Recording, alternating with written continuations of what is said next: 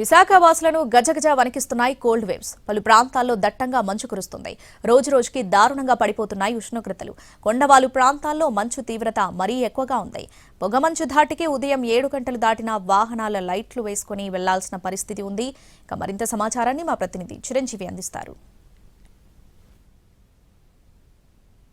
ఉత్తరాదిన మొదలైనటువంటి చలి తీవ్రత రెండు తెలుగు రాష్ట్రాలని గజగజ వణికిస్తుంది. ముఖ్యంగా ఉత్తరాంధ్ర వైపు చూసుకుంటే మంచు వర్షంలా కురుస్తున్నటువంటి పరిస్థితి కనిపిస్తుంది. ప్రస్తుతం మనం చూస్తున్నాం ఉదయం 6:30 సుమారు 6:45 ఈ టైం అవుతున్నప్పటికీ ఇంకా వాహనాల వెలుతురులోనే ప్రస్తుతానికి వెహికల్స్ అన్ని కూడా మూవ్ అవుతున్నటువంటి పరిస్థితి కనిపిస్తుంది. విపరీతమైనటువంటి మంచు అనేది కురుస్తున్నటువంటి పరిస్థితి కనిపిస్తుంది. మరోవైపు వృద్ధులు వీళ్ళంతా కూడా చలి తీవ్రతను తట్టుకోలేక 7 గంటలు అవుతున్నా సరే రోడ్డు మీదకి ఎక్కడైనటువంటి పరిస్థితి కనిపిస్తుంది. నార్మల్గా డేస్లో అయితే మాత్రం చలి తీవ్రత తగ్గిన తర్వాత వస్తున్నటువంటి పరిస్థితి కనిపిస్తుంది. ఈ విధంగా ప్రస్తుతం ముఖ్యంగా కొండ ప్రాంతాల్లో మనం చూసుకోవచ్చు దట్టమైనటువంటి పొగమంచు ఏ విధంగా కురుస్తుందనేది.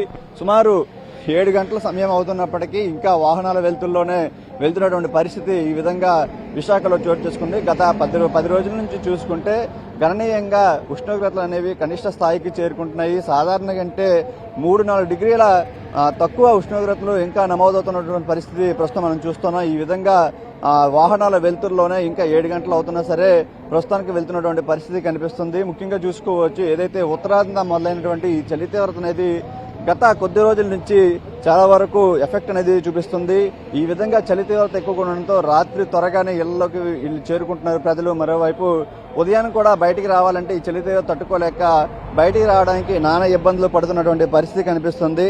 మరోవైపు ఈ వాతావరణంలో మార్పులు అన్నింటినీ దృష్టిలో పెట్టుకుని వృద్ధులు చిన్నారులు వీళ్ళంతా కూడా చాలా జాగ్రత్తగా ఉండాలి. ఈ ఏవైతే కోల్డ్ వేవ్స్ ఉన్నాయో ఇవి చాలా ప్రమాదకరమైనవని చెప్తున్నటువంటి పరిస్థితి కనిపిస్తుంది. అధిక పీడన ప్రభావంతో ప్రస్తుతం ఉత్తర భారతం నుంచి బలమైనటువంటి గాలులు రాష్ట్రం వైపు వీస్తున్నాయి. ఇక విశాఖలో చోటు చేసుకుంటే ఈ మధ్య కాలంలో గత కొన్నేళ్ల నుంచి కూడా ఎన్నడూ లేని విధంగా ఉష్ణోగ్రతలు గణనీయంగా తగ్గిపోయి గాలిలో కూడా ఈ వాయు కాలుష్యం వల్ల విపరీతమైనటువంటి పొగమంచు కురుస్తున్నటువంటి పరిస్థితి మనం ప్రస్తుతం చూస్తున్నాం. ఈ చలినంతటిని కూడా ప్రజలు తట్టుకోలేక ఇళ్లలోనే ఉంటున్నటువంటి పరిస్థితి కనిపిస్తుంది. వెచ్చదనాన్ని ఎక్కువగా కోరుకుంటున్నటువంటి పరిస్థితి. బయటకు వస్తే ఈ కోల్డ్ వేవ్స్ బారిన పడి చాలా వరకు ఇబ్బందులు పడే అవకాశం ఉంటుంది. కాబట్టి ప్రస్తుతం సాధారణం కంటే 3-4 డిగ్రీల మేర ఉష్ణోగ్రతలు తగ్గాయని చెప్పి వాతావరణ సూచనలు అయితే చూపిస్తున్నాయి. పొగమంచు అనేది రాత్రి 8-9 దాటిన తర్వాత విపరీతమైనటువంటి చలి వేస్తుంది. తర్వాత అది 7-8 గంటల వరకు కూడా